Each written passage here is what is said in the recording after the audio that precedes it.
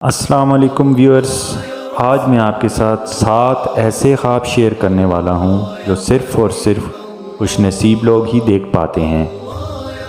Number 1، اگر کوئی شخص حضرت محمد صلی اللہ علیہ وآلہ وسلم کو خواب میں دیکھے تو سب غموں سے راحت پائے گا۔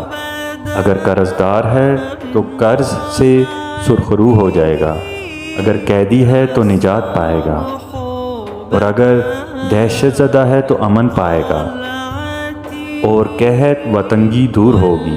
بعض کہتے ہیں کہ مالدار ہوگا تو درویش ہو جائے گا۔ نمبر 2، اگر کوئی شخص حضرت ایوب علیہ السلام کو خواب میں دیکھے تو نا امیدی امید سے بدل جائے گی اور توفیق عطاءت و خیرات ہوگی۔ نمبر 3، حضرت یونس علیہ السلام کو خواب میں اگر دیکھے تو غموں سے نجات پائے گا اور تاریکی سے روشنی میں آئے گا۔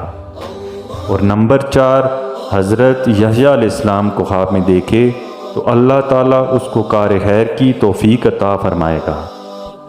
اور نمبر 5، حضرت داؤد علیہ السلام کو خواب میں دیکھنا بزرگی اور بادشاہی، نعمت اور مال مرتبے کی زیادتی کی دلیل ہے۔ اور نمبر 6، اگر حضرت صالح علیہ السلام کو خواب میں دیکھے تو اس پر بھلائی کا دروازہ کھولا جائے گا۔ اور نمبر 7، حضرت اسماعیل علیہ السلام کو خواب میں دیکھے تو بشارت، فتح اور دولت پائے گا۔